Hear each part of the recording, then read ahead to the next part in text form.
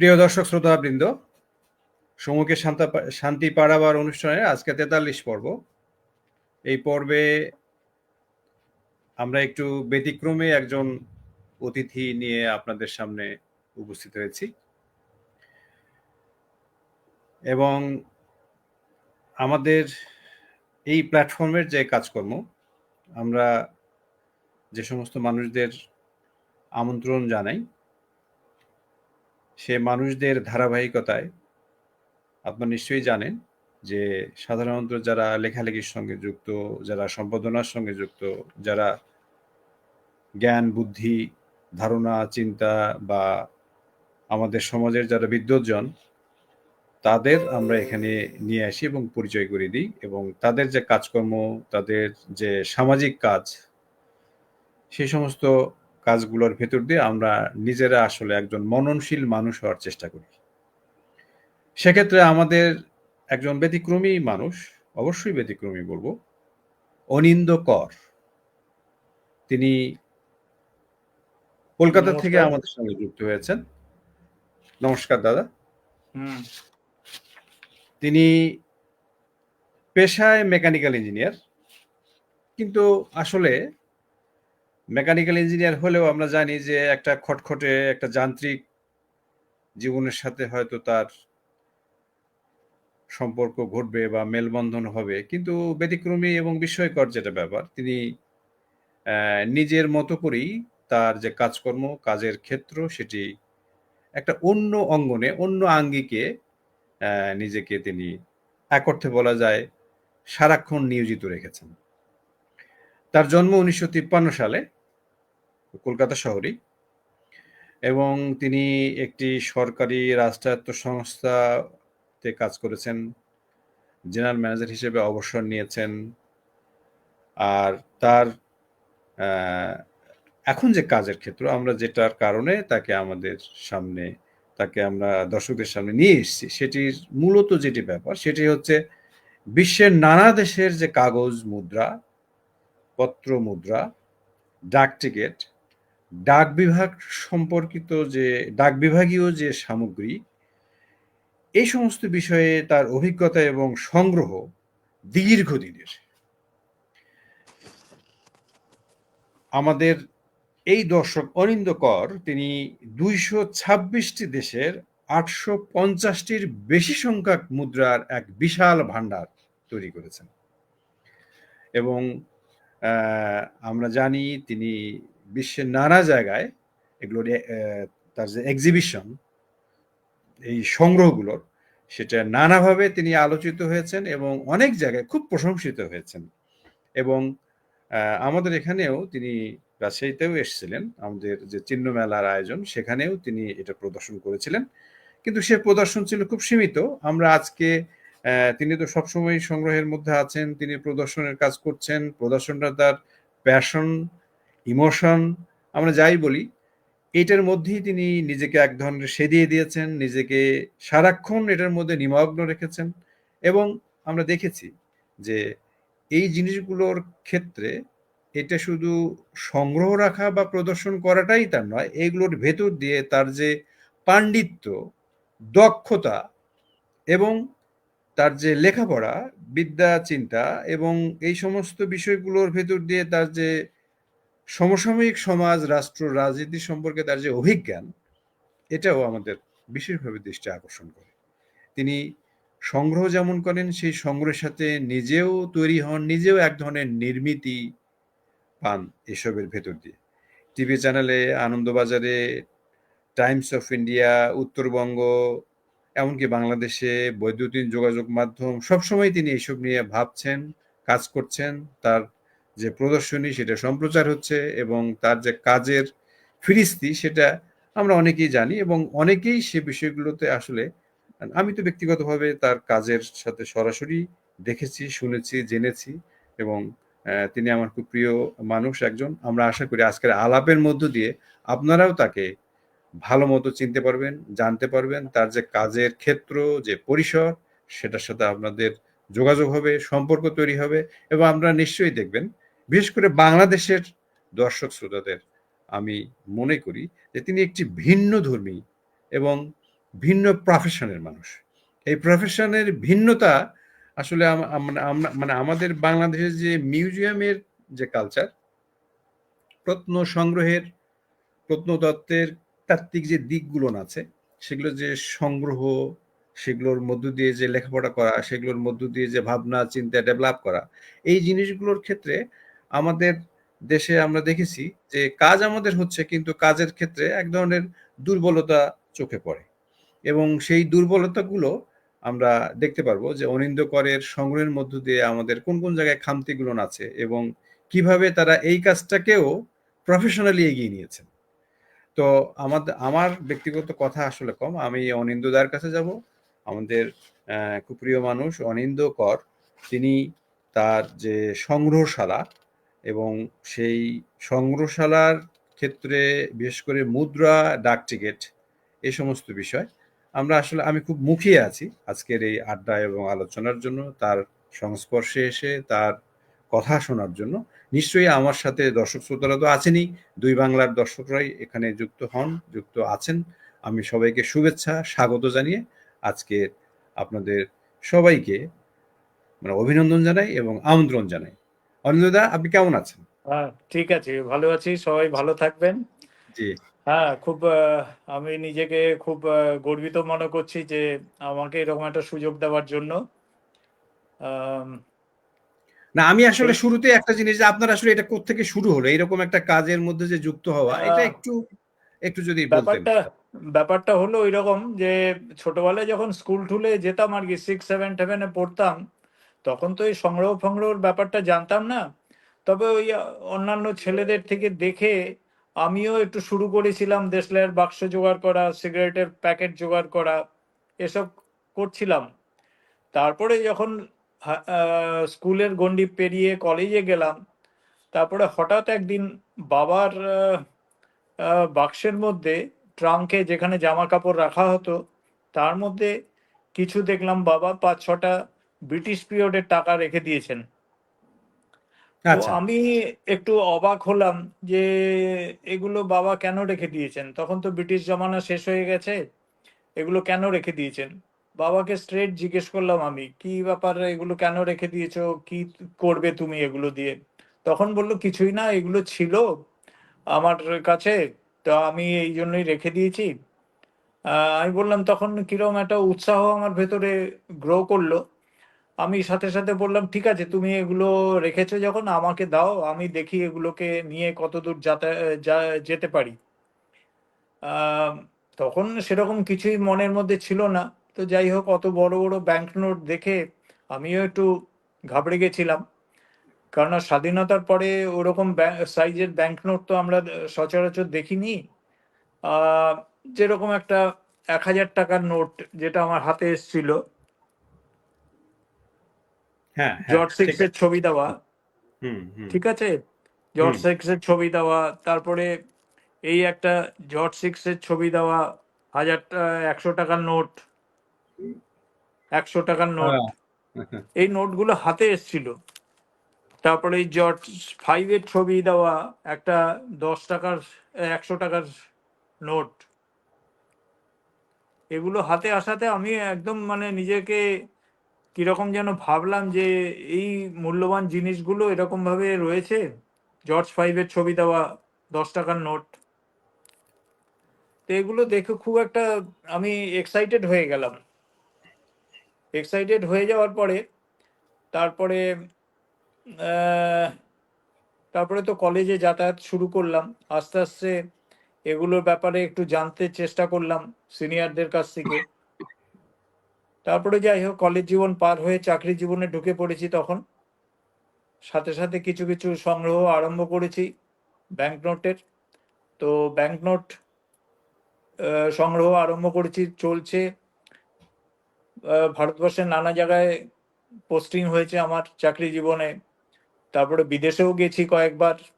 এই সারা পিরিয়ডটাতেই আমি bank note সব কালেকশন করে গেছি আর কি, নানা ধরনের ব্যাংক নোট। আগেকার দিনে কি হতো, যখন আমরা কলেজে পড়তাম বা চাকরি জীবন শুরু করেছিলাম, তখন কেউ যদি আমাদের পরিচিতরা বিদেশে যেত, তখন হুম। তাকে সবাই বলতো যে আমার জন্য একটা ভালো সিগারেটের 1 প্যাকেট সিগারেট নিয়ে এসো, একটা পারফিউম নিয়ে এসো, বা একটা ভালো পেন নিয়ে এসো। তো আমি সবাইকে জানি না কেন বলতাম আর কি, যে আমার জন্য 2-3টে ব্যাংক নোট নিয়ে এসো, যা ইন্ডিয়ান কারেন্সিতে যা ভ্যালুয়েশন হবে আমি তোমাদের দিয়ে দেবো। আচ্ছা। তো এইভাবেই এইভাবেই হয়েছে আর কি। তারপরে যখন রিটায়ার করলাম 2013 সালে, তখন আমার ছেলে আমাকে আইডিয়া দিল, বাবা তোমার তো হিউজ কালেকশন হয়ে গেছে, তুমি এগুলো পাওয়ার পয়েন্টে ফেলে নানা রকম ভাবে স্লাইড বানাও, স্লাইড বানিয়ে স্কুলে গিয়ে সমস্ত এক্সিবিশন করো, বা ছেলে মেয়েদের বোঝাও এগুলো। এগুলো তো ওরা অত কিছু জানে না। হুম হুম তো আমি সেইভাবে করলাম এবং তারপরে শুরু করলাম। প্রথম নরেন্দ্রপুর রামকৃষ্ণ মিশনে গেলাম, মহারাজকে বললাম যে মহারাজ আমাকে একটা সুযোগ দিন, আমি একটু ছেলেদের সাথে ইন্টারাকশন করি আমার এই প্রেজেন্টেশন দিয়ে। ল্যাপটপ হুম নিয়ে গিয়ে আরম্ভ হুম। করলাম এবং সেই যে জার্নি শুরু হলো সেইভাবেই চলছে আর কি। তারপরে আচ্ছা আচ্ছা। আহ, তাহলে এটা তো আসলে মানে ফ্যামিলির একটা উত্তরাধিকার বটেই, তাহলে হ্যাঁ হ্যাঁ, সেখান থেকে। কিছুটা হ্যাঁ। তো নিশ্চয়ই। হুম সেই হুম। হিসাবে বাবার কাছে আমি অনেকটা কৃতজ্ঞ। ওই সুযোগটা না পেলে বা ওই জিনিসগুলো না পেলে নিজের মনটাকে আমি হয়তো এই লাইনে হ্যাঁ। ঢোকাতে পারতাম না। আচ্ছা আচ্ছা। তো আপনার এই যে এই মানে এখন মোট কালেকশনের সংখ্যা কত? এখন আমার কাছে 262টা দেশের প্রায় 1000-এর ওপরে কারেন্সি নোটস আছে। আচ্ছা আচ্ছা। 262টা অনেক। পৃথিবীর 262টা দেশের 1000-এর ওপরে কারেন্সি নোটস আছে। আমার কথা শুনে হয়তো অনেকে ভাববেন পৃথিবীতে তো 262টা দেশ নেই। তো কিরকম আচ্ছা। ভাবে হলো আমি বলি, যে কিছু দেশ আহ, তারা তাদের আর আজকাল অস্তিত্ব নেই, তাদের হুম এক্সিস্টেন্স নেই। তারা যে কোনো কারণেই হোক, তারা হুম ইয়ে হয়ে গেছে, ডাইলিউট হয়ে গেছে। আহ, তারপরে আবার কিছু দেশ ভেঙে টুকরো টুকরো হয়েছে। হুম হুম। যুগোস্লাভিয়া যেমন 7টা 8টা দেশ হয়ে গেছে। হ্যাঁ তো আমার হ্যাঁ কাছে হ্যাঁ। যুগোস্লাভিয়ারও কারেন্সি রয়েছে এবং বাকি যে 7টা দেশ তাদেরও হুম। কারেন্সি রয়েছে। তো আচ্ছা। এইভাবে সংখ্যাগুলো বেড়েছে। তারপরে যেসব ও, দেশ অবলুপ্তির হয়েছে তাদের কারেন্সিও রয়ে গেছে আমার কাছে, জোগাড় আচ্ছা। করেছি বা নিজের ইন্টারেস্ট পড়াশোনা করে সেগুলো বার করেছি, সেগুলোকে নানা জায়গা থেকে। তো হুম। এইভাবেই চলছে আর কি। আচ্ছা। আর তারপরে দেখলাম তো এগুলো একটা বিশাল ভান্ডার আর কি। হ্যাঁ। আহ, সেইভাবেই চলছি আর কি, যেরকম ভাবে। আচ্ছা, কারেন্সি যে আপনি এটা যে এটা ধরেন যে এই সংগ্রহ করছেন, এবং ধরেন যে সোভিয়েত ইউনিয়ন তো ভেঙে গেছে। হ্যাঁ হ্যাঁ হ্যাঁ তো ওই সোভিয়েত ইউনিয়নের যে সেই যে কারেন্সি ওটা আছে তো আপনার কাছে? হ্যাঁ হ্যাঁ হ্যাঁ, ওগুলো আছে। সোভিয়েত আচ্ছা। ইউনিয়নের একটা বিরাট কারেন্সি আমার কাছে আছে, হ্যাঁ। 1912 সালের। এত বড় কারেন্সি, আচ্ছা আচ্ছা। 1912 সালের। জি। ঠিক আছে, আচ্ছা আচ্ছা, ওরে বাবা, হ্যাঁ। হুম বিরাট কারেন্সি। হুম হুম। আমার কাছে ইনফ্যাক্ট পৃথিবীর সবচেয়ে ছোট নোট, বর্তমান পৃথিবীর সবচেয়ে ছোট নোট একটা আচ্ছা। রুমানিয়ার রয়েছে। ও। আহ, ছোট্ট নোট 1917 সালের। হুম। এটার তখন ভ্যালুয়েশন, তখন ওদের কারেন্সিকে বানি বলা হতো, এটা 10 বানির নোট। ঠিক আছে, আচ্ছা। হ্যাঁ। 10 বানির নোট। স্ক্রিনে দেখতে পাচ্ছেন আপনি যে হুম। 1/5/16 ইঞ্চি সাইজ এবং 1/3/4 সাইজ এটা। হ্যাঁ ঠিক হ্যাঁ আছে, হ্যাঁ একটা স্ট্যাম্পের মতোই অলমোস্ট। হ্যাঁ। এটা একটা কারেন্সি? এটা একটা কারেন্সি। ও, আর তারপরে মানে এটা কি রোমানিয়ার? তারপরে হ্যাঁ, রোমানিয়ার, উনিশশো আচ্ছা সতেরো সালে। আচ্ছা। তারপরে দেখুন বর্তমান পৃথিবীর যে সবচেয়ে বড় কারেন্সি, জি। ওরে। মালয়েশিয়ার। আচ্ছা। হ্যাঁ। ও। আচ্ছা। মালয়েশিয়ার কারেন্সি এটা। হ্যাঁ ওরা হ্যাঁ। এটা 600 রিঙ্গিটের কারেন্সি একটা। জি। আহ, এটা আপনার বেরিয়েছে ওদের যখন স্বাধীনতা 60 বছর পূর্ণ হয় সেই সময় এটা ওরা বার করেছিল। এবং হুম। এই কমিউমারেটিভ কারেন্সির একটা স্পেশালিটি হলো যে এগুলো একবারই ছাপা হয়, এগুলো বারবার ও। ছাপা হয় না নর্মাল কারেন্সির মতো। তো এটা যখন ছাপা হয় বছর 3-4 আগে, 60,000 ছাপা হয়েছিল সারা পৃথিবীর জন্য। তা আমার কাছে একটা আছে, আমি 60,000 লোকের মধ্যে, কালেক্টরের মধ্যে একজন, এবং এর পেছনে এর সিরিয়াল নাম্বারও লেখা রয়েছে, আচ্ছা। সিরিয়াল নাম্বারও হুম, লেখা রয়েছে। ঠিক আছে, হুম, এগুলো আহ, কেউ যদি Guinness book of world record খুলে দেখে তাহলে দেখতে পাবে মালয়েশিয়ার এই নোটটা এবং এই রোমানিয়ার এই নোটটা শো করছে যে this is the smallest note and this is the largest note of the world, of the current world. জি। ও আচ্ছা। না, এটা এটা সত্যি খুবই একটা একটা বিরল হ্যাঁ, অভিজ্ঞতা আর কি। এগুলো এগুলো হুম, আজকালকার ছেলে মেয়েদের দেখালে ওরা খুব উৎসাহিত হয়, কারণ ওরা তো হুম, জানে না এসবগুলো। কাজেই যখনই এক্সিবিশনে গিয়ে সব কথাবার্তা আলোচনা হয় বা তাদের দেখাই, তারা খুব উৎসাহিত বোধ করে আর কি। হুম, হুম। সেটাই দিক সেই দিক থেকে আমার একটা সার্থকতা যে আমার এই যে কালেকশনটা কিছুটা সার্থক হয়েছে। নিশ্চয়ই আপনার কাছে আমাদের এই দেশের সব কালেকশনও আছে, বাংলাদেশের হ্যাঁ, হ্যাঁ, মুদ্রা। এই দেশেরও কালেকশন আছে। দেখাই আপনাকে। বাংলাদেশ হওয়ার পরে যে প্রথম 100 টাকার নোটটা মুজিবুর আচ্ছা, আচ্ছা। রহমানের ছবি দিয়ে হয়েছিল, হ্যাঁ, যেটা ইন্ডিয়া হ্যাঁ। থেকে ছাপা হয়েছিল, আপনার এটা ও নাসিক থেকে ছাপা হয়েছিল। এর সাথে আচ্ছা। 10 টাকা, 5 টাকা, 1 টাকা এগুলো ছাপা হয়েছিল। তারপরে ধরুন পুরনো 100 টাকার নোটগুলো রয়েছে আর কি, স্বাধীন হ্যাঁ, হ্যাঁ, হওয়ার পরে দেশ যেসব হ্যাঁ, হ্যাঁ। নোটগুলো হয়েছে সেগুলো হয়েছে। তারপর আপনার আহ, বাংলাদেশ হওয়ার আগে যে হুম, হুম। পাকিস্তানের যেসব নোটগুলো, এই ছিল যে এটা কি? ধরুন হ্যাঁ, আচ্ছা, সব আচ্ছা, রয়েছে এগুলো। আচ্ছা। আপনার হজের ইস্যু জিন্নাহর ছবি। আছে, হ্যাঁ, জিন্নার, হ্যাঁ, হ্যাঁ, জিন্নার। ছবি। তারপরে দেখুন জিন্নার এই সময় সব বড় বড় নোট স্বাধীনতার আগে হ্যাঁ, ছিল এগুলো। এটা হ্যাঁ, আপনার হ্যাঁ। বাহ! লেখা আছে এখানে, আপনার ঢাকা সার্কেল, এবং উপরের নোটটা করাচি সার্কেলের জন্য ইস্যু হয়েছিল। আচ্ছা, আচ্ছা, আচ্ছা, ঠিক আছে, আচ্ছা। এই এইসব নোটগুলো রয়েছে আর কি। হ্যাঁ। তো তো এইটা এই, আসলে একটা তো মানে একটা হিস্ট্রি বটে। আসলে হ্যাঁ, এই যে নিশ্চয়ই, নিশ্চয়ই। এবং হ্যাঁ, আপনাকে বলি আমি, এবং জি, দর্শকদেরও জানাই, যখনই একটা নোট হাতে আসে আমি চেষ্টা করি ইন্টারনেট থেকে সেই নোটটার সম্পর্কে অনেক কিছু জানবার। যদি জি। স্পেশাল কিছু ফিচার থাকে আমি ওটা নোট করে নিই, এবং পরে কোথাও এক্সিবিশনে গেলে যদি ওটা ডিসপ্লে করার দরকার হয় আমি সাথে সাথে সবার কাছে চেষ্টা করি যে ওই আম, ব্যাপারটা যেটা সবাই জানে না হয়তো সেটা হুম, জানাবার আর কি। হুম, হুম। তারপরে আপনাদের ইসে আমি দেখেছিলাম গত ছিন্ন মেলাতে যে 22-এ হয়েছিল, জি, তখন আমি এই পিসটা নিয়ে গেছিলাম জি, বাংলাদেশের একটা ইয়ে দিয়ে। হ্যাঁ, এটার মধ্যে ব্যাপার আছে যে ভারতবর্ষের যে নোটগুলো আছে সেই সংখ্যাটা, তার সিরিয়াল নাম্বারগুলো 6টা ডিজিটের হয়।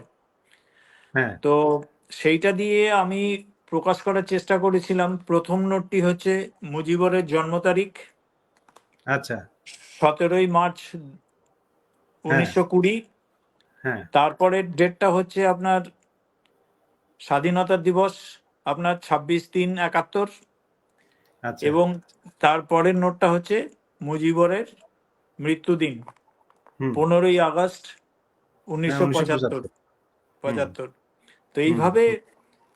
নানাভাবে ব্যাপারগুলোকে অ্যাট্রাকটিভ করা যায় আর কি। আচ্ছা, তো আচ্ছা, এইগুলো করার মধ্যেই আমার একটা বিরাট আনন্দ, বা লোককে বোঝাতে পারলে আমার একটা বিরাট স্যাটিসফ্যাকশন। আচ্ছা, আচ্ছা। না, খুবই আসলে বড় ব্যাপার। আপনার সবচেয়ে প্রাচীন মুদ্রা কোনটা আছে দাদা আপনার কাছে? যেমন ধরেন যে প্রাচীন মুদ্রা আমার কাছে আছে একটা 1792 সালের হুম, আহ, আহ, আপনার ফরাসি বিপ্লবের একটা নোট রয়েছে 1792। এই যে 1792 সালের এই যে নোটটি, জি। ও এইটা আচ্ছা, এটা হচ্ছে আপনার 1789 থেকে 1796 পর্যন্ত ফ্রেঞ্চ রিভলিউশনের সময় এই নোটটি চলতো আর কি। ঠিক হুম, আছে, এটা হুম, 1792 সালের ডেট লেখা রয়েছে আর কি নোটটার মধ্যে। এটার আচ্ছা, তখন ওদের কারেন্সিকে সল বলা হতো, SOL। তো এটা 10 সলের নোট আর কি, হুম, হুম, 10 সলের আচ্ছা, নোট। হুম, তারপরে ধরুন এই যে কাতার এবং দুবাই যখন জয়েন্ট ছিল আলাদা দেশ হয়নি, তখন এদের জয়েন্ট কারেন্সি নোট ছিল কাতার এবং হুম, দুবাইয়ের। জি। ও। এরকমই। তারপরে ধরুন আমাদের দেশে পর্তুগিজরা বহুদিন রাজত্ব করে হুম, গেছে। হ্যাঁ, হ্যাঁ। পর্তুগিজদের নোট এগুলো সমস্ত পর্তুগিজদের নোট। এখন ও। ব্যাপারটা হচ্ছে এই নোটগুলো এক একটা ফুটো করা আছে। পর্তুগিজরা যাওয়ার আগে 1961 সালে যখন চলে যায়, তখন হুম, এই নোটগুলোকে ওরা ডেস্ট্রয় করে যায়, ওরকম দুদিকে ফুটো করে দিয়ে চলে যায়, যা ওদের কাছে যা নোট ছিল।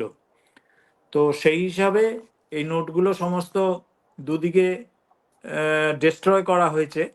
তো হুম, যাই হোক, তবুও এটা এই 100 টাকার নোটটা অনেকটা ভালো আছে, যার জন্য হুম, এগুলো হুম। সংগ্রহে রাখা হয়েছে, এবং যাতে লোককে বা যারা দর্শক তাদের বোঝাতে সুবিধা হয় আর কি হ্যাঁ, হ্যাঁ, এই হ্যাঁ। পর্তুগিজের নোটের ব্যাপারে। এটা খুব অ্যাট্রাকটিভ, দারুণ এটা। হ্যাঁ। হ্যাঁ, হ্যাঁ। ও। তারপরে আমেরিকান কারেন্সি কি কি আছে দাদা? আমেরিকান কিংবা একেবারেই শুরুতে এই আমেরিকান কারেন্সি না, আরেকটা জিনিস দেখাই। হুম, পৃথিবীতে সবচেয়ে বড় অঙ্কের নোট কখন ছাপা হয়েছে, ঠিক আছে? হুম, তো এই নোটগুলো আছে সমস্ত 1 লাখ, 10 লাখ এরকম করে।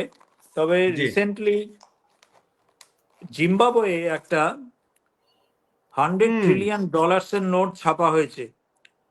জি। জিম্বাবুয়েতে 100 ট্রিলিয়ন ডলার্স।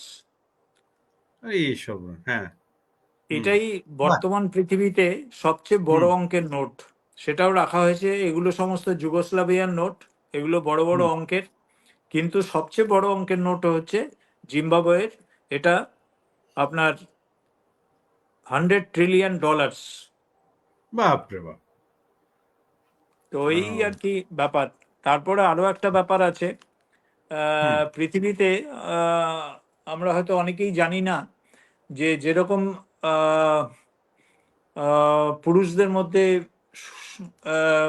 বেস্ট কাপল বা বেস্ট ইউথ, বা মেয়েদের মধ্যে আহ, সবচেয়ে সুন্দরী, বিশ্ব সুন্দরী প্রতিযোগিতা হয়, সেরকম ব্যাংক নোটের মধ্যেও কিন্তু একটা এরকম সৌন্দর্য প্রতিযোগিতা হয়। তার আচ্ছা। জন্য একটা হ্যাঁ, তার জন্য একটা অর্গানাইজেশন আছে লন্ডনে, হ্যাঁ। Indian bank note society, international bank note society, লন্ডনে আছে। আচ্ছা, আচ্ছা, তাদের আচ্ছা। কি কাজ? তারা হচ্ছে পৃথিবীতে প্রত্যেকটা দেশ যখন প্রত্যেক বছর কিছু কিছু নতুন নোট ছাপায়, হুম, তো সেই নোট যখন ছাপানো হয় তার একটা কপি হুম। তাদের কাছে পাঠানো হয়, আইবিএনএস এর কাছে, আচ্ছা। ইন্টারন্যাশনাল ব্যাংক নোট সোসাইটি লন্ডনকে। ওরা তারপরে কি করে, সমস্ত দেশের নোটগুলো কালেক্ট করে শর্ট লিস্টিং করে। শর্ট হুম, লিস্টিং করে তারপরে ধরুন আপনার 100 নোট ওরা সিলেক্ট করলো হয়তো সারা পৃথিবীর, হুম, সেটা হুম, আপনার অনলাইন ভোটিং এর জন্য দিয়ে দেয়, যে হুম। লোকেরা বিবেচনা করে বলুক কোন নোটটা সবচেয়ে সুন্দর। এবং আচ্ছা। সৌন্দর্যটা দেখার জন্য 2-3টে ক্রাইটেরিয়া আছে, যে নোটের থিমটা কি, হুম, নোটের কালার কম্বিনেশনটা কিরকম, এবং হুম, নোটে যে মেটেরিয়ালটা ইউজ করা হয়েছে কাগজের বা পলিমার, এটা হুম, দেখে তারপরে যেন লোকেরা ভোট দিয়ে বিবেচনা করে যে কোন নোটটা সবচেয়ে ভালো, মানে best note of the year, সেটাকে ডিক্লেয়ার করা যায়। হুম। এবং এই প্রতিযোগিতা শুরু হয়েছে 2004 সাল থেকে। আচ্ছা। তো প্রত্যেক বছরই এরকম হয়।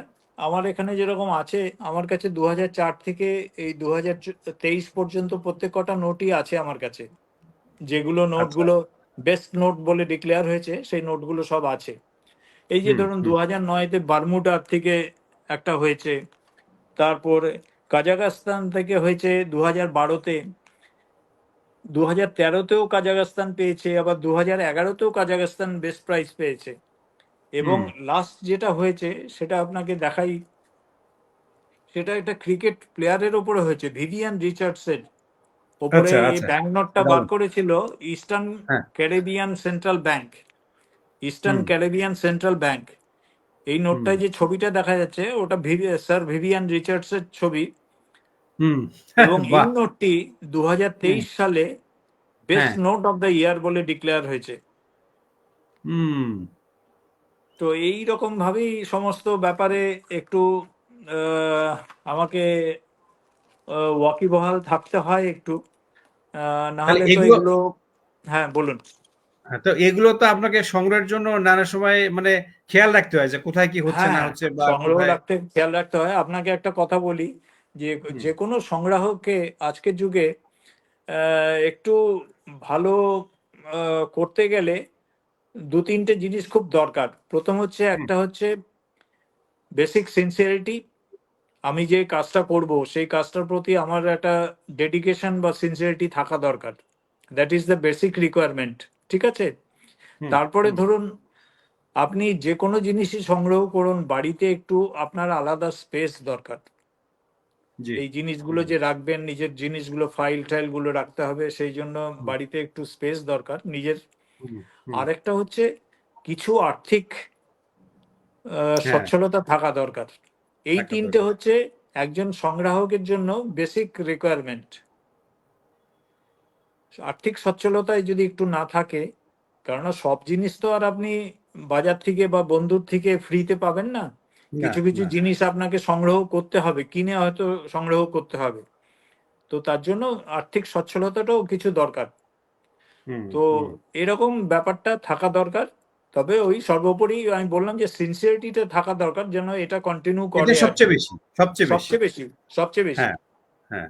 আর এই এই যে যে আপনি আমি ধরেন যে, আমার হ্যাঁ, বলুন। বাবার কাছ থেকে পাওয়ার পর থেকে এই যে 50, 52, 53 বছর আমি চালিয়ে যাচ্ছি। আহ, আমি ছেড়ে দিলে হয়তো ছেড়ে দিতে পারতাম, কিন্তু হুম, এমন হয়ে গেছে, ওয়ান টাইপ অফ অ্যাডিকশন হয়ে গেছে। এখন এগুলো নিয়ে সবসময় আমি একটু চিন্তা ভাবনা করি, যখনই সময় পাই একটু ইন্টারনেট খুলে পড়াশোনা করি, এই নোটটার ব্যাপারে, ওই নোটটার ব্যাপারে কি স্পেশালিটি আছে, হুম, সেগুলো একটু হুম, দেখতে হয় আর কি। না হলে তো আপনি কাউকে সেই হুম, নলেজটা প্রপাগেট করতে পারবেন না। জি, জি। আর তো এটা কি সবসময় তো আপনাকে আপডেট থাকতে হয়? হ্যাঁ, হ্যাঁ, 100 বার, 100 বার, কারণ হুম, আজকালকার হুম, ছেলেমেয়েরা যথেষ্ট ট্যালেন্টেড এবং ইন্টেলিজেন্ট। জি, আপনাকে হ্যাঁ, সেইভাবে প্রস্তুত হয়ে যেতে হবে। আমি হুম, আপনাকে একটা ছোট্ট ঘটনা বলি। আমি হুম, রামকৃষ্ণ মিশন আম দেওঘরে গেছিলাম। বিদ্যামন্দির, হ্যাঁ, দেওঘরে। ওটা হুম, খুব নামকরা স্কুল একটা, দেওঘর।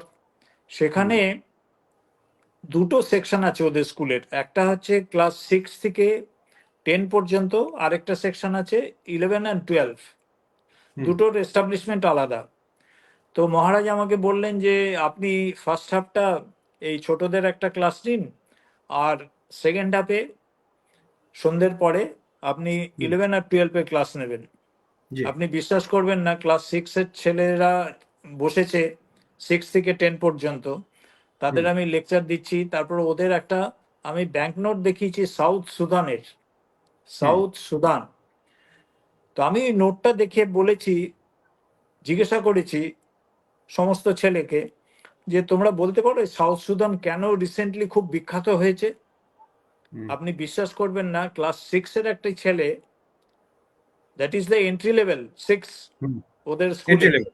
হুম, হুম, এন্ট্রি লেভেল 6 এর ছেলেটি দাঁড়িয়ে আমাকে বলে দিল যে সাউথ সুদানকে ইউএনও রিসেন্টলি স্বীকৃতি দিয়েছে অ্যাজ অ্যান ইন্ডিপেন্ডেন্ট কান্ট্রি। হুম, আমি দৌড়ে গিয়ে ওকে জড়িয়ে ধরেছি এবং কোলে তুলে নিয়েছি। এই যে একটা আচ্ছা। প্রাপ্তি, এটা কি পরিমাণ আসলে ভাবা সুখপ্রদ যায়। আপনি বলুন। হ্যাঁ, ভাবা যায় না।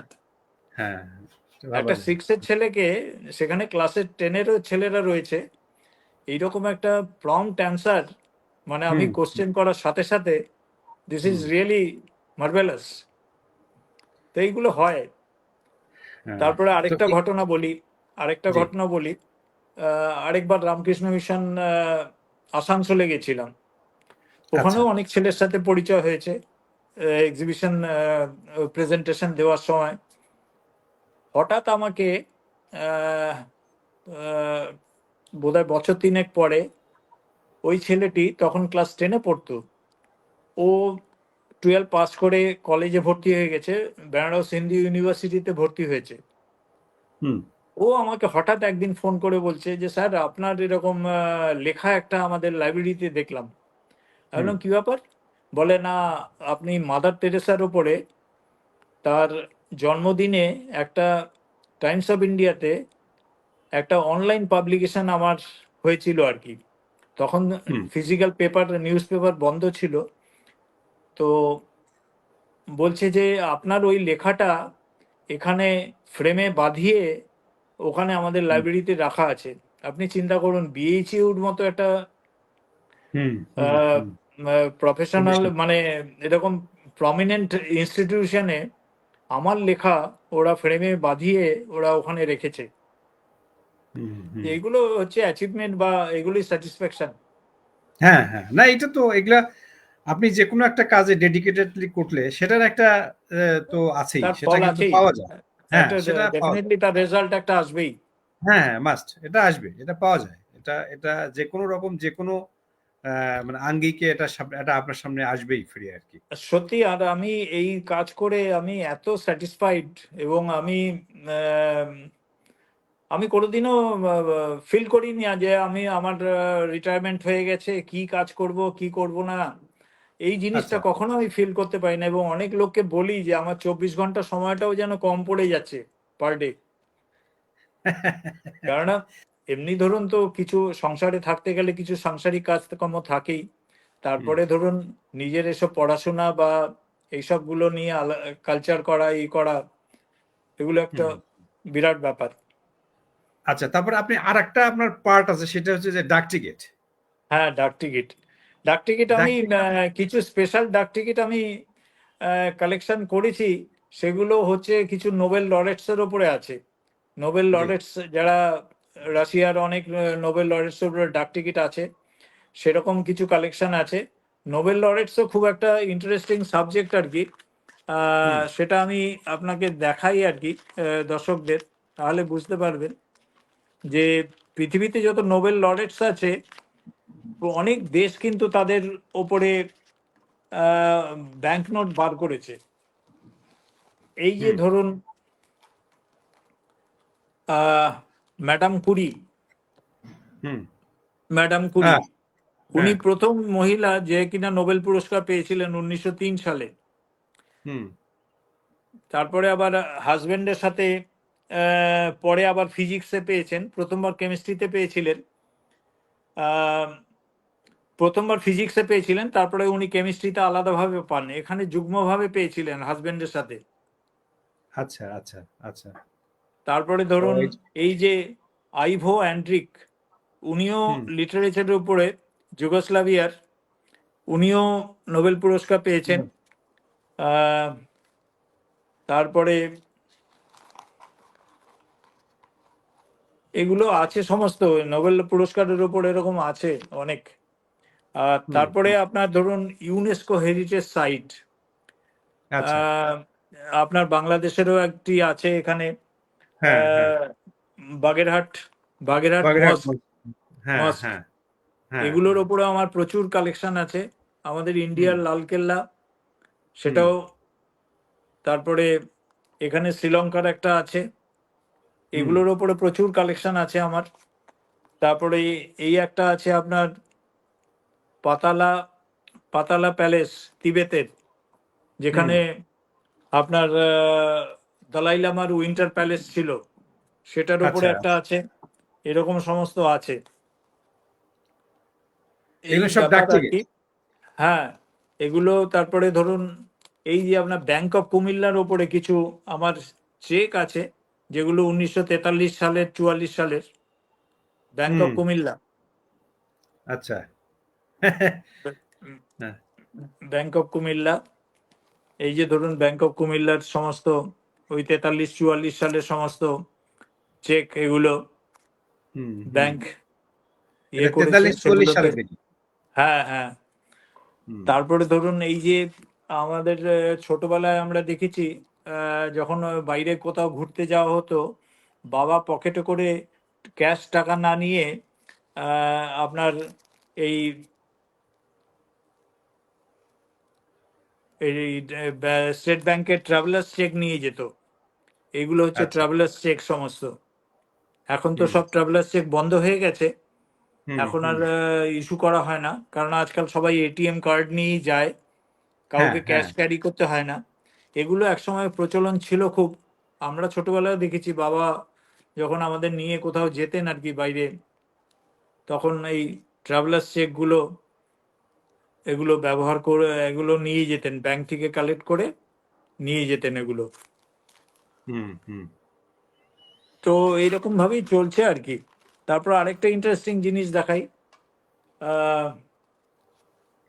ফার্স্ট ওয়ার্ল্ড ওয়ারের পরে রাশিয়াতে ব্যাংক নোটের খুব ক্রাইসিস হয়। তখন তারা জি কি করে, পোস্টাল স্ট্যাম্প যে ছিল, এই যে পোস্টাল স্ট্যাম্প, হুম এই পোস্টাল আচ্ছা স্ট্যাম্পকে কারেন্সি বলে চালাতো তারা। মানে ও পোস্টাল স্ট্যাম্পের ভ্যালু যেটা ছিল, জি কারেন্সির ভ্যালু সেটাই ছিল, এবং তার জন্য পেছনে এরা স্ট্যাম্প লাগিয়ে দিত যে হুম এই পোস্টাল স্ট্যাম্পকে, ঠিক আছে, এই পোস্টাল স্ট্যাম্পকে কারেন্সি হিসাবে চালানো হবে বলে এখানে আচ্ছা তারা ডিক্লারেশন দিয়ে দিত হুম এইভাবেই। এটা রাশিয়াতে হ্যাঁ, রাশিয়াতে। হুম এটা আপনার হুম ফার্স্ট ওয়ার্ল্ড ওয়ারের পরে হয়েছিল আর কি। আচ্ছা আবার আচ্ছা সেকেন্ড হুম ওয়ার্ল্ড ওয়ারের পরে যেরকম সারা পৃথিবীতে মেটালের খুব ক্রাইসিস হয়েছিল, যার হুম জন্য আহ, ব্রিটিশ পিরিয়ডে আমরা দেখেছি তামার পয়সাগুলো মাঝখানে ফুটো করা। ফুটো করা হুম এই জন্য যে প্রত্যেক তামার পয়সা বানাবার জন্য কম মেটাল লাগবে, সেটা ওইভাবে কম্পেনসেট করা হতো আর কি। পয়সাটাকে আচ্ছা ফুটো করে ওর হ্যাঁ মেটালটাকে কম যাতে ইউজ হয়। হুম আপনার কি ওই যে কয়েন কিছু আছে নাকি দাদা কয়েন টয়েন কয়েন, আছে নাকি কয়েন কিছু আছে, আমি কমেমোরেটিভ কয়েন রাখি। সেটার জন্য প্রথমেই আপনাকে দেখাই বাংলাদেশের কয়েন, নজরুলের হ্যাঁ ওপরে হ্যাঁ 10 টাকার, যার মধ্যে নজরুলের বিদ্রোহী কবিতাটা লেখা আছে।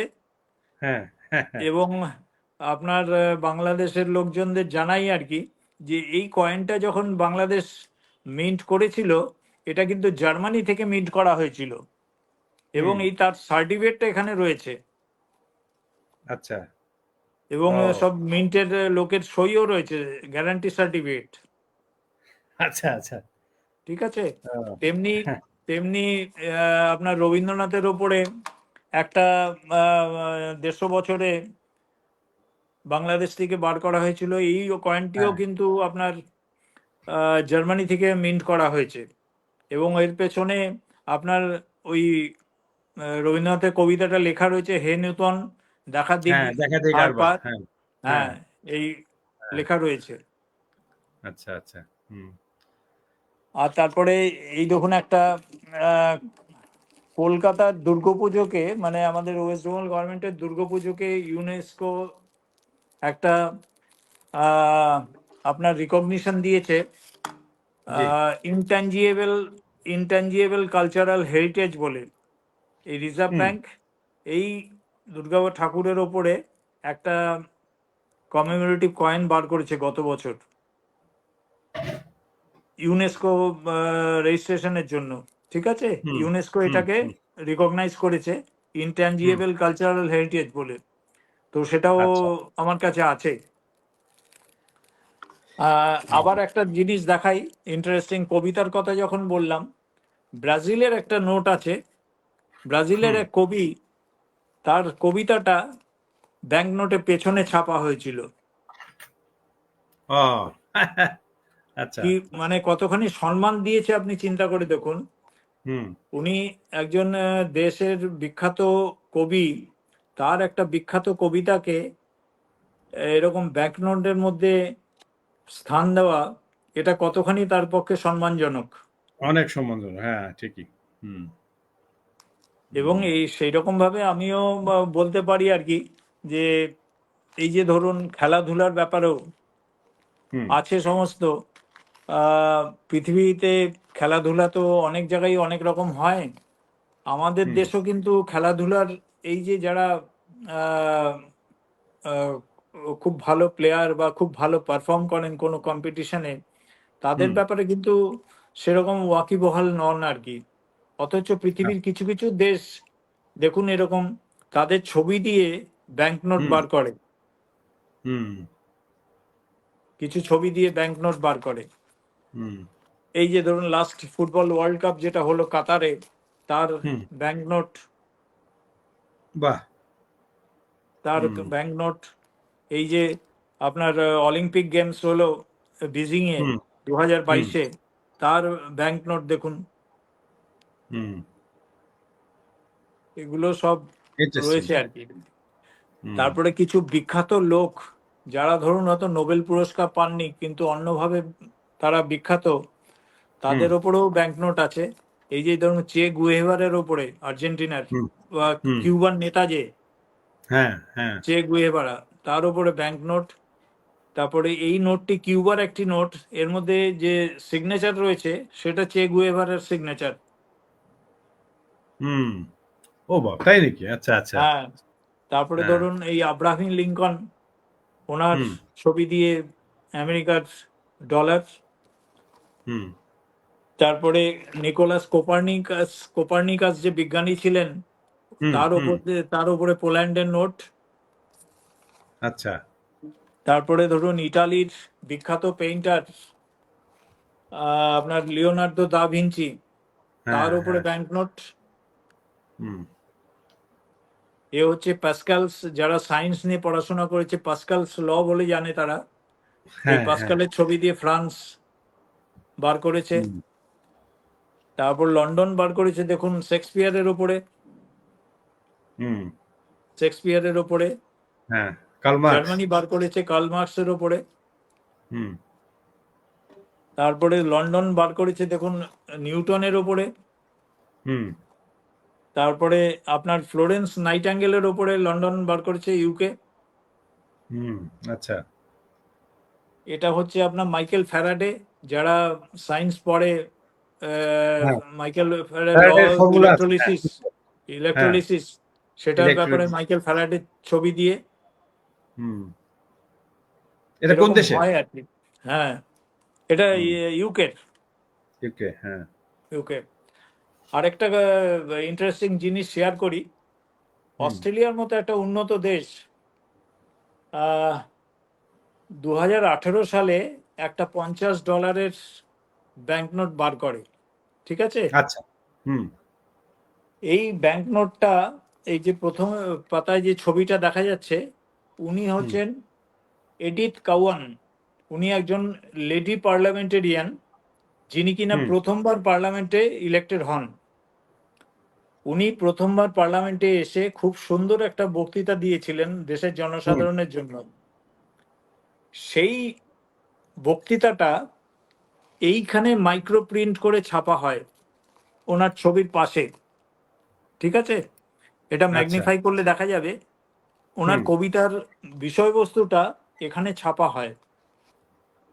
এবং সেই ছাপার পরে 46 মিলিয়ন ব্যাংকনোট ছাপা হয়ে গেছে $50। হুম তারপরে কি হলো জানেন? তারপরে দেখা গেল ওই যে মাইক্রো প্রিন্টের মধ্যে রেসপন্সিবিলিটি স্পেলিংটা 3 জায়গায় ভুল আছে। হুম আহ, তা আচ্ছা। আপনি চিন্তা করে দেখুন এটা পৃথিবীর অন্যান্য উন্নত দেশগুলির কাছে কতখানি আহ, মানে অস্ট্রেলিয়ার মতো দেশের পক্ষে এটা কতখানি অসম্মানজনক যে তারা রোমাঞ্জনক, হ্যাঁ। একটা রেসপন্সিবিলিটি স্পেলিংটা ঠিক করে লিখতে পারেনি হুম ব্যাংকনোটে। হুম হুম 3 জায়গায় ভুল আছে। এবং সেই ব্যাপারে টাইমস অফ ইন্ডিয়াতে একটা বিরাট খবর রিপোর্ট হয়েছে, এসছে হ্যাঁ। যে হুম 46 মিলিয়ন নোটকে ওরা তাড়াতাড়ি দেখবার পরে এগুলো সব রোল ব্যাক করে, হুম রোল ব্যাক করে তারপরে কারেকশন করে তারপর $50 নোট আবার নতুন করে ছাপা হয়। আহ, তো এই যে এরার নোট, এটাকে এরার নোট বলা হয়। এই যে এরার নোট, এটা একটা বিরাট দাম। হুম কেননা এটা 10 বছর পরে লোকে সাধারণ লোক তো আর খুঁজে পাবে না এই নোটটাকে, কেননা হুম রোল ব্যাক হুম করে নিয়েছে তো সমস্ত। হুম তো এই সব নোটও আমাদের রাখতে হয়। এগুলো একটা হচ্ছে স্পেশাল অ্যাট্রাকশন, এরার নোট আচ্ছা। বলে। আহ, এটা অস্ট্রেলিয়া না? হ্যাঁ, অস্ট্রেলিয়ার। আচ্ছা এই আচ্ছা। এই ব্যাপারে বিরাট খবর এসেছিল টাইমস অফ ইন্ডিয়াতে যে হুম এরকম একটা নোটে ভুল হয়েছে। তো 46 মিলিয়ন নোট যেটা সার্কুলেশনে ছেড়েছিল ওরা রোল ব্যাক করে ইমিডিয়েটলি 1 মাসের মধ্যে। আচ্ছা। তো আমার এক বন্ধু ছিল, তাকে বলে এই নোটটা আমি এটা কারেক্ট অস্ট্রেলিয়া করেছে। থেকে জোগাড় করেছি। এটা তো খুব রেয়ার কেস আর কি, তখন এটা তো হ্যাঁ হ্যাঁ, এগুলো ওরা সব এগুলো ড্যামেজ করে দিয়েছে। হ্যাঁ, রেয়ার কেস, এবং এগুলো নতুন প্রজন্মের কাছে একটা বিরাট অ্যাট্রাকশন এটা। ওটা হ্যাঁ, ম্যাগনিফাই গ্লাস দিয়ে দেখলে দেখা যাবে যে রেসপন্সিবিলিটি স্পেলিংটা 3টে জায়গায় ভুল আছে। আচ্ছা, আচ্ছা। তো এই সংগ্রহ, আচ্ছা, হ্যাঁ, আরেকটা দেখাই, আহ, ইন্দোনেশিয়া একটা মুসলিম দেশ, মুসলিম কান্ট্রি। তার নোটের মধ্যে গণেশ ঠাকুরের ছবি। হুম, আচ্ছা, এবং বলি কেন, গণেশকে ওরা আম, বিদ্যার দেবতা বলে মানে হুম, ওখানে। হুম, সেই জন্য এই নোটে গণেশ ঠাকুরের ছবিটা রয়েছে। ও আচ্ছা, আচ্ছা। এবং এটাও একটা এই একটা এক্সেপশন, ব্যাপার। হ্যাঁ, এটাও একটা এক্সেপশন। এক্সেপশন কিন্তু। হ্যাঁ, exception.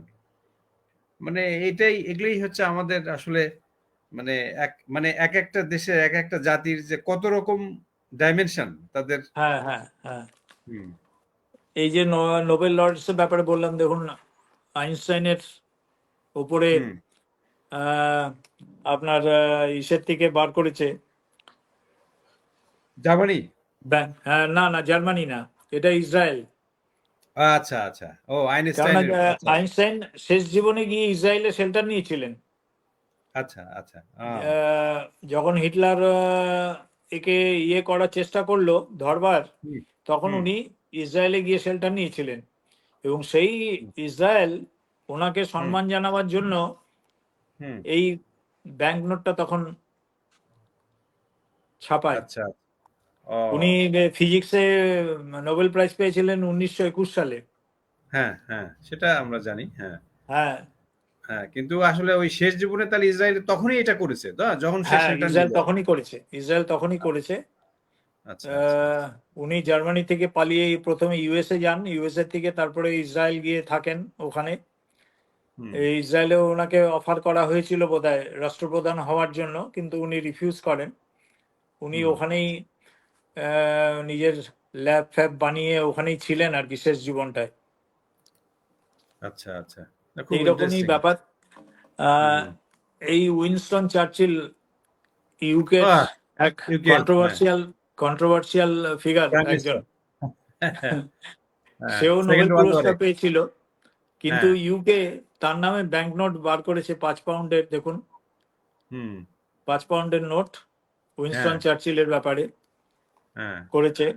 Nelson Mandela Nobel prize পেয়েছিলেন শান্তির জন্য, তার হুম। উপরেও সাউথ আফ্রিকার নোবেল ইয়ে ব্যাংক নোট বার করেছে। আরেকটা খুব দারুণ পুরনো জিনিস দেখাই। মাদার তেরেসার ব্যাপারে কিছুক্ষণ আগে কথা বলছিলাম। জি। মাদার তেরেসা আহ, পূর্বপুরুষরা ওটোমান ডাইনেস্টিতে ছিল, তখন বাস করতেন ওখানে।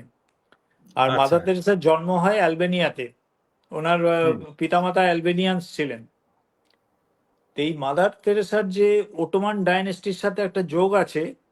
টার্কি, এটা হ্যাঁ। ওটোমান ওটোমান ডাইনেস্টির একটা 1877 সালের ব্যাংক নোট, 10 কুরুশ। আরে বাহ! আচ্ছা। 1877 সালের, এই যে পেছনে ছবি আছে, স্ট্যাম্প হ্যাঁ, মারা আছে, হুম, 1877 সালের ব্যাংক নোট এটা। হুম। বাহ! বাহ! এবং ইন্টারেস্টিং। এই নোটটার একটা ব্যাপার আছে। হুম, এই নোটটার একটা আছে palindrome number, serial number. Palindrome serial number হচ্ছে যে সিরিয়াল নাম্বারটা আপনি সামনের দিক থেকে গুনলে যেরকম ভাবে ডিজিট পড়তে হবে, পেছন দিক হুম, থেকে পড়লেও সেইভাবেই পড়তে হবে। হুম, এই হুম, যেমন প্যালিড্রোম নাম্বারটা 61016, আপনি যদি হুম, ওপাশ থেকে পড়েন 61016, দিস ইজ কল প্যালিড্রোম নাম্বার। হুম। এটা একটা স্পেশালিটি। হ্যাঁ, হ্যাঁ। খুব কৌতূহলী একটা জিনিস হ্যাঁ, আরকি। হ্যাঁ, হুম। কিন্তু এদিকে অ্যারাবিক ল্যাঙ্গুয়েজ দেখছি সামনে। হ্যাঁ, হ্যাঁ, ও তো তখন হুম। ওখানকার যা ল্যাঙ্গুয়েজ ছিল তাই তো থাকবে হ্যাঁ, এটা। হ্যাঁ, এটা হ্যাঁ। ওই এটা কত সালের দাদা? 1877, আচ্ছা। এইটিন বাহ! সেভেন্টি সেভেন হুম। বাহ! বাহ! হুম, 1877-এর। তো এই ব্যাপারগুলো এরকম ভাবেই ইয়ে হয় আর কি। হুম। কিন্তু আমাদের যেটি বিষয় সেটি হচ্ছে এই যে আপনার যে বিশাল ভান্ডার আর কি, এখানে আপনি প্রায় 262 কান্ট্রিজ এর মুদ্রা এবং অনেকগুলো হ্যাঁ, আমরা দেখলাম বা দেখার হ্যাঁ, হ্যাঁ। সুযোগ পেলাম আপনার হুম, হুম। মাধ্যমে আর কি। তো এখন হচ্ছে যে এই যে আপনার যে সংগ্রহশালা, এই সংগ্রহশালা আপনি কি ধরেন যে সব সময় তো আর এক্সিবিট করা হয় না সব জায়গায়, নাকি আপনার না, সবসময়? না সেটা হয় না সত্যি কথা। তবে হুম যখনই হয় তার ইয়েটা আমি সেই ফোরামটাকে ইউটিলাইজ করার চেষ্টা করি এবং হুম যতগুলো ছেলে-মেয়ের কাছে পৌঁছানো যায় সেটা চেষ্টা করি আমরা। এবং আমাদের নিজেদের বন্ধুদেরও একটা গ্রুপ আছে, যারা হুম স্পেশালি স্কুল কলেজেই আমরা প্রদর্শনীগুলি করি। আচ্ছা। মানে হয়তো হেডমাস্টার মশাইকে বলে আশেপাশের আরো ৩-৪ টে স্কুলের হুম এক্সিবিশন করব। আমরা ওদের ডেকে নেওয়ার ব্যবস্থা করি এবং ওদের সাথে সারাটা দিন ইন্টারঅ্যাক্ট করি আমরা। হুম এই সামনের সপ্তাহেই যেরকম একটা আছে, বারাসতে একটা আছে। হুম সেখানেও খালি ওই ১০-১২টা স্কুল আসবে স্টুডেন্টরা। হুম তাদের সাথে আমাদের ইন্টারেকশন হবে হোল ডে। একেকজন একেকটা আইটেম নিয়ে, আমি যেরকম ব্যাংক নোট নিয়ে যাব, কেউ হয়তো কয়েন নিয়ে যাবে, কেউ হুম হয়তো আপনার ট্রান্সপোর্টের নানা রকম টিকিটস যেগুলো ট্রামে চলতো বা বাসে চলতো ৫০ হুম বছর হুম আগে, সেগুলো নিয়ে যাবে। কেউ হয়তো হুম পুরনো ম্যাগাজিন-ফ্যাগাজিন নিয়ে যাবে, নিউজ পেপার নিয়ে যাবে। এরকমভাবে হুম আমরা ইন্টারেস্টিং করে চেষ্টা করি হ্যাঁ। ওদের সাথে ইন্টারেস্টিং করে ওদের সাথে ইন্টারেক্ট করার সবসময় একটা চেষ্টা করি আমরা। হুম হুম তবে এটা যেটা খুব একটা একটা খুবই একটা, আমার মনে হয় যে আমাদের জাতি বলি, রাষ্ট্র বলি, জাতি রাষ্ট্রের জন্য একটা জরুরি ব্যাপার আর কি, যে এই হ্যাঁ, জিনিসগুলো একটা সংগ্রহ, একটা সরকারি উদ্যোগে তো বোধহয় খুব কম হয় এসব, না অনিতা? না, না, না, এগুলো ওদের কাছ থেকে সেরকম এখন পর্যন্ত পাওয়া যায়নি। হুম তবে এগুলোকে বাঁচিয়ে রাখা তো খুবই দরকার আর কি।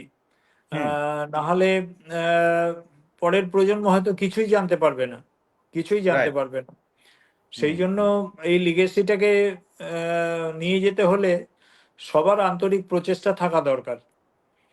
আহ, আচ্ছা। হুম না, এখন ধরেন যে আপনার আপনার যেটা সংগ্রহশালা সেটাই তো একটা মিউজিয়াম এক অর্থে আর কি, সেটাই একটা হ্যাঁ, মিউজিয়াম। হ্যাঁ, হ্যাঁ। এখন হচ্ছে যে আপনি এই যে মিউজিয়াম, এখন তো ধরেন যে আপনার পরের জেনারেশন কি এটা বহন করবে, কিংবা এটা আসলে কিভাবে আপনি এটা, হ্যাঁ, যেহেতু সরকারি আমার উদ্যোগ নয়। আমার আমার একমাত্র ছেলে, ও জার্মানিতে থাকে। তবে হুম ওর যথেষ্ট ইন্টারেস্ট আছে এসবের ব্যাপারে। কারণ ও যখনই আচ্ছা। কোনো ইন্টারনেটে বা ইন্টারন্যাশনাল লেভেলে কোনো খবর দেখে আর কি, এই ব্যাংকনোট সংক্রান্ত বা কোনো এই ব্যাপারে, তখন ও সাথে, সাথে আমাকে লিঙ্ক পাঠায় বা আমাকে বলে, "বাবা এটা তুমি পড়ে দেখো।" সেই ব্যাপারে হুম ওর ইন্টারেস্ট আছে। তবে সবচেয়ে বড় কথা, কলকাতার একজন বিখ্যাত সংগ্রাহক ছিলেন নকুবাবু। আপনি নাম শুনেছেন বোধহয়। হ্যাঁ হ্যাঁ হ্যাঁ নকুবাবু, উনি বছর ২ আগে মারা গেলেন। উনি একটা কথা বলতেন, উনি বিরাট সংগ্রাহক ছিলেন। আহ উনি একটা কথা বলতেন যে, "ঠিক আছে, আমি যতদিন আছি ততদিন আমি চালিয়ে গেলাম বা আমার ইন্টারেস্টটাকে নিয়ে গেলাম আরো এগিয়ে।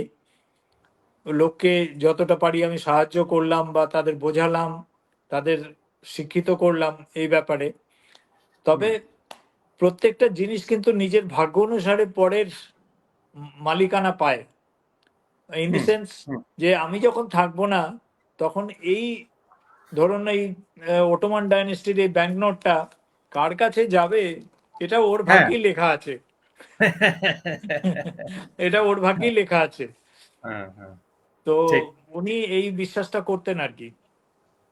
হুম তো ঠিক আছে, দেখা যাক।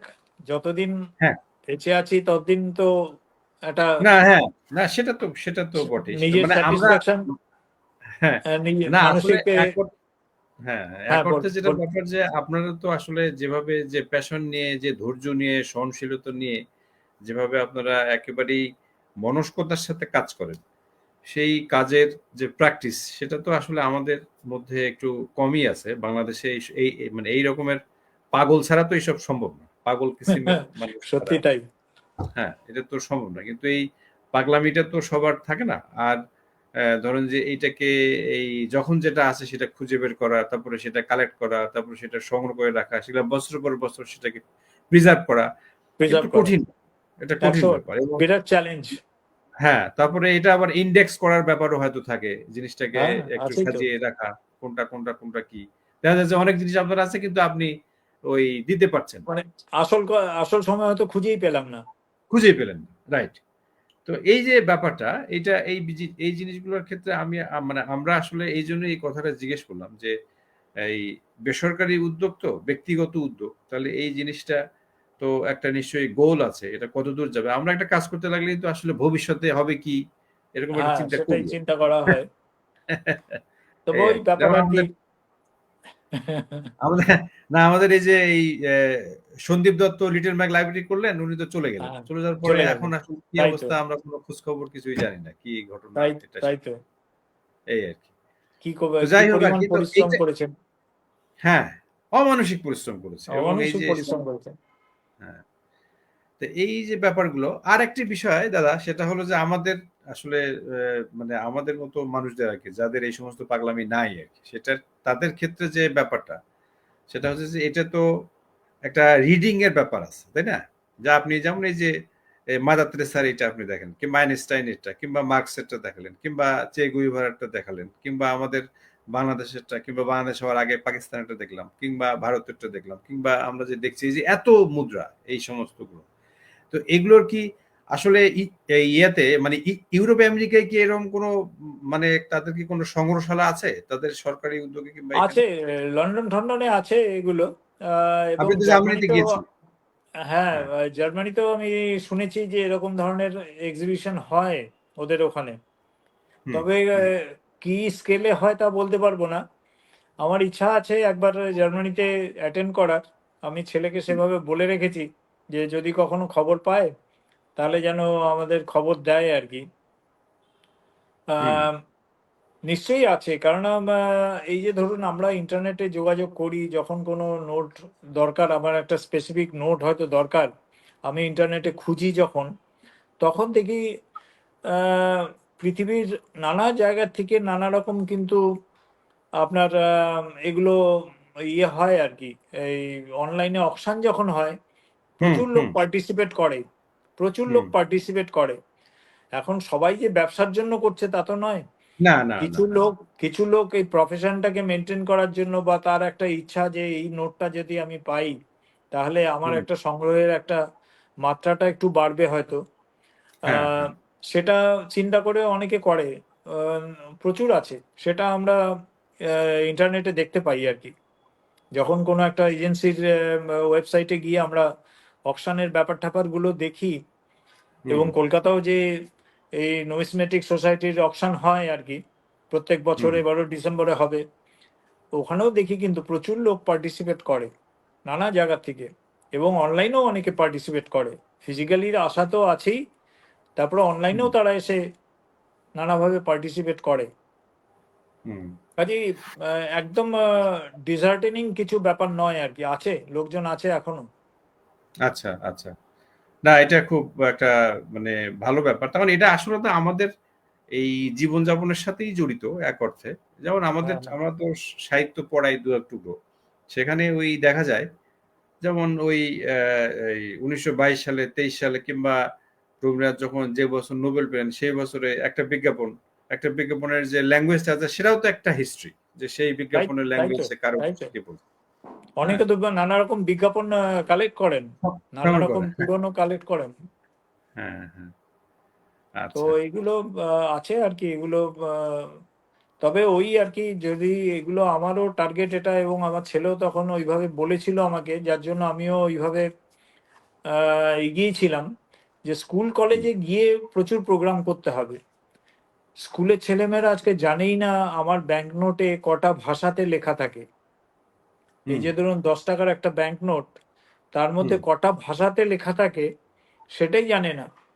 কাজেই ওদের গিয়ে ওদের সাথে ইন্টারাকশন করে ওদের চোখ খোলাতে হবে যে এর মধ্যেও অনেক কিছু জানার আছে। আর তারপরে দেখুন আজকের কম্পিটিশনের বাজার, কাজে প্রত্যেক ছেলে মেয়েকে প্রচুর পড়াশোনা করতে হয়, তাদের প্রচণ্ডভাবে আপডেটেড থাকতে হয় সমস্ত পড়াশোনার সাবজেক্টের ওপরে। কিন্তু আমি প্রত্যেককে বুঝিয়েছি ওটা, যে এই যে এত পড়াশোনা বা এত হার্ড লেবার দেওয়ার পরে তোমার নিজের জন্য কিন্তু 1 ঘন্টা সময় থাকা দরকার, যেখানে তুমি যে জিনিসটাকে ভালোবাসো পড়াশোনা ছাড়া, হুম। সেই জায়গার উপরে 1 ঘন্টা সময় কাটাও, যাতে তোমার একটা মাইন্ডের একটা রিফ্রেশনেস আসে। যে ঠিক। কন্টিনিউয়াস যদি একটা ছেলে মেয়ে পড়াশোনা করে যায়, তাহলে তার মাথা কিন্তু আর মানে সে পাগল হয়ে যাবে কিছুদিন পরে হয়তো। হুম হুম, সেই জন্য ঠিক। একটা ব্রেক থাকা দরকার সবার জীবনে, যে আমি এই সময়টা আমি যেই কাজটা ভালোবাসি সেটা আমি করব। সেটা গান হতে পারে, কবিতা লেখা হতে পারে, কোনো ইয়ে নিয়ে কালেকশন নিয়ে চর্চা হতে পারে, অনেক কিছু হতে পারে। হুম, সেটা থাকা দরকার আর কি। ঠিক। তো যাই হোক আর কি, আমরা প্রায় ঘন্টাখানেক হয়ে গেছে, আমাদের প্রোগ্রামের সময়সীমা এরকমই এখন। আমরা আসলে একটা ব্যতিক্রম ব্যাপার, আপনার সাথে আড্ডা এবং আপনার সাথে কথা বলা কিংবা আপনার এই সমস্ত সংগ্রহ দেখা নিশ্চয়ই একটা ভিন্ন অভিজ্ঞতা, এবং এই অভিজ্ঞতা আসলে আমাদের ছেলে মেয়েদের নিশ্চয়ই প্রেরণা দেবে, এবং উভয় বাংলাতেই এটা একটা গুরুত্বপূর্ণ ব্যাপার। বিশেষ করে বাংলাদেশে আমি বলবো যে এই যে চর্চাটা, এই চর্চাটা আছে এখন। আমি দেখতে পাচ্ছি আমাদের এখানেও এই যে ইউনিভার্সিটিতেও অনেকেই ডাক টিকিট সংগ্রহ করে, অনেকে আছে এরকম। আবার অনেকেই আছে যে টাকা পয়সা মুদ্রা এটাও সংগ্রহ করছে। এটা একটা ন্যাক দেখছি যে আমি সাম্প্রতিক সময় এই জেনারেশনের মধ্যে একটু একটু করে তৈরি হচ্ছে। এটা একটা ভালো ব্যাপার, এবং এগুলো তো আসলে ওই এক ধরনের ফিল্ড ওয়ার্ক থাকে, এটা তো 100 খোঁজ বার, খবর করতে হয়। 100 বার। হ্যাঁ, কারণ এটা আপনার 2022-এ যে আপনার চিহ্ন মেলা হয়েছে, সেখানেও জি। তো নানা এজ গ্রুপের লোকজন এসছে ওখানে। হুম আমি দেখেছি, আমার নিজের অভিজ্ঞতা হয়েছে। আছে কিন্তু প্রচুর ইন্টারেস্টেড ছেলেমেয়েরা আছে, তারা জানতে চায়, তারা হুম শিখতে চায়। কাজেই আমাদের মনে হয় একটা ইয়ে থাকা দরকার আর কি, যে ওই প্রজন্মের কাছে, এই নতুন প্রজন্মের কাছে আমরা কত বেশি পৌঁছাতে পারবো নানাভাবে, জি জি জি সেটা, জি, সেই ইয়েটা থাকা দরকার আর কি, ঠিক সেই ঠিক। চেষ্টাটা। হুম। তা আপনি একটা যেটা বললেন আর কি, যে আপনারা যে যে স্কুলের ছাত্রদের কাছে গিয়ে হ্যাঁ, যে হ্যাঁ, এটা হ্যাঁ, করছেন, হ্যাঁ। এটা কিন্তু একটা বিরাট একটা একটা এক ধরনের একটা বিরাট অ্যাচিভমেন্ট। একটা এবং বিরাট অ্যাচিভমেন্ট আর একটা। প্রত্যেকটা হুম স্কুলে করার পরে হুম, আমি যদি 5টা বাচ্চাকেও যদি একটু ঠিক। আহ, ইয়ে করতে পারলাম, এডুকেটেড করতে পারলাম আর কি এই সাবজেক্টে, যে কি ব্যাপারগুলো হচ্ছে, কেন আমরা টাকা পয়সা নিয়ে ইয়ে করি। পুরোনো দিনে তো টাকা পয়সা ছিল না, তখন হুম কিভাবে হুম আদান প্রদান হতো বা কেনা হুম বেচা হতো, সেই সব থেকে শুরু করে যদি আজ পর্যন্ত সমস্ত ব্যাপারগুলো ওদেরও একটু বোঝাই, ওদেরও ইন্টারেস্ট গ্রো করবে, নিশ্চয়ই করবে। হুম, এবং এগুলো আমার কনফিডেন্ট যে আমরা তাতে সাকসেসফুল হবই। হ্যাঁ হ্যাঁ, এবং এটা কিন্তু একটা জেনারেশন তৈরি করার ব্যাপার আর কি, এটাও হ্যাঁ, এটা হ্যাঁ। কিন্তু এবং এই জিনিসগুলা মোটিভেশন যে জায়গাটা, ছেলেমেয়েরা যদি মোটিভেশন হয়, বাচ্চারা বিশেষ করে, তারা কিন্তু আসলে এবং এখানে তো আমি দেখতে পাচ্ছি যে অনেক কিছু শেখারও এবং জানারও ব্যাপার আছে। এবং এই যে 100 বার, আপনি বললেন 100। সব সময় তো আর বই পুস্তকের লেখাপড়া দিয়ে সবকিছু হবে না, মানুষের তো সবকিছু মানুষ গঠনটা নানাভাবেই হবে আর কি। হ্যাঁ, নানাভাবে হয়। এই আর কি।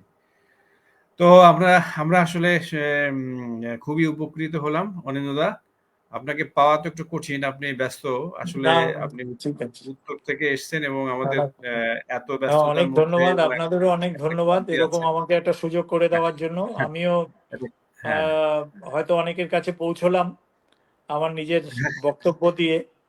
খুব ভালো হ্যাঁ, লাগলো, না, সবাই ভালো থাকবেন। এখানে এখানে অনেকেই আপনাকে শুভেচ্ছা জানিয়েছে, এবং বিশেষ করে আমাদের আপনি এসেছিলেন সেই সময়ের অনেক বন্ধুরা, তারা যোগাযোগ, তারা একটু কথা বলছে, তারা আপনাকে শুভেচ্ছা জানিয়েছে।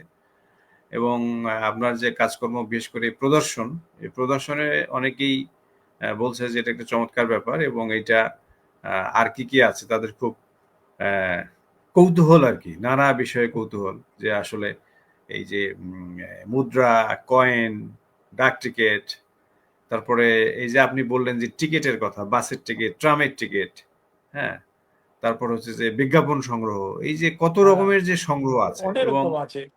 হ্যাঁ, এই যে সংগ্রহের যে নানা রকম যে জায়গাগুলো আছে, আবার এখানে একটা ইয়েও আছে, মানে আপনাদের সাথে তো একটু আলাপ পরিচয় যোগাযোগ হওয়ার সূত্রে এই ক্যাটাগরি যেটা আর কি আপনারা যেটা সবসময় হ্যাঁ আমি হ্যাঁ দেখেছি যে হ্যাঁ হ্যাঁ ক্যাটাগরি করছে, আপনি একটা সেক্টর নিয়ে ভাবছেন, হয়তো আরেকজন আরেকটা নিয়ে ভাবছে, আরেকজন আরেকটা নিয়ে ভাবছে, যে গ্রুপটা আর কি টোটাল কলকাতা কথকতার যে গ্রুপ, যার সংগ্রাহক যেটাকে, সেটা তো আমি দেখতে পাচ্ছি যে এটা একটা বিরাট একটা মানে ফাউন্ডেশন আর কি। হ্যাঁ, বিশাল এটা। বিশাল। ওই জন্য হ্যাঁ, আমরা সত্যি গর্বিত।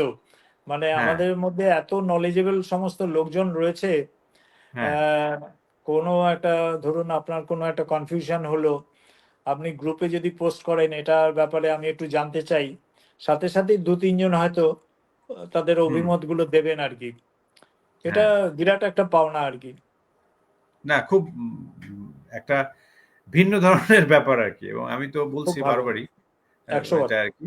হ্যাঁ, তো আপনি ভালো থাকবেন। আমাদের দর্শক শ্রোতারা নিশ্চয়ই আপনাকে শুভেচ্ছা জানাচ্ছে, এবং আপনি এই বিষয়ে যদি কিছু বলেন তাদের সামনে, যে এই সংগ্রহ এবং এইটাতে আপনারা যে কাজগুলো করছেন সেই কাজগুলো নিশ্চয়ই আগামী জেনারেশন এটা নানাভাবে আপনাদের অভিজ্ঞতা হয়েছে। আপনি দু একটা গল্প শোনালেন আমাদের, এবং ব্যতিক্রমী সে গল্প, এবং এটাতে ইন্টারেস্টেড হওয়া, এবং আমরা আসলে এই বিদ্যা চর্চাটা তো আছেই, বিদ্যা চর্চার পাশাপাশি যে হ্যাঁ, অনেক ব্যাপার আছে, একটা ছোট ছোট অনেক জিনিস ব্যাপার হয়তো আছে, আমাদের অনেক চোখ কিছু এড়িয়ে যায়, শেখার আছে জিনিস। শেখার আছে, একটা ছোট জিনিস হয়তো চোখ এড়িয়ে যায়, আমরা হয়তো এটা তাই তো, ফেলে দিই কিংবা এটা তাই প্রয়োজন তো, মনে করি না। কিন্তু সেটাই তো তাই একটা তো। ইতিহাস।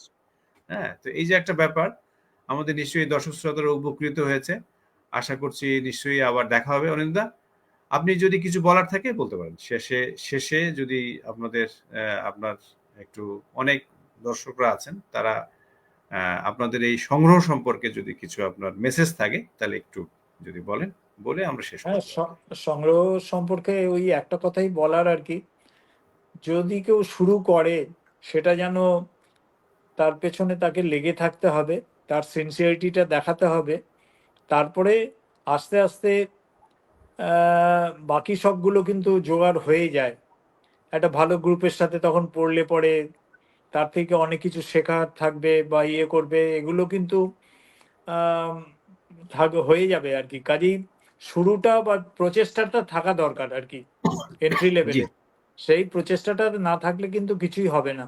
সেটা শুরু করতে হবে।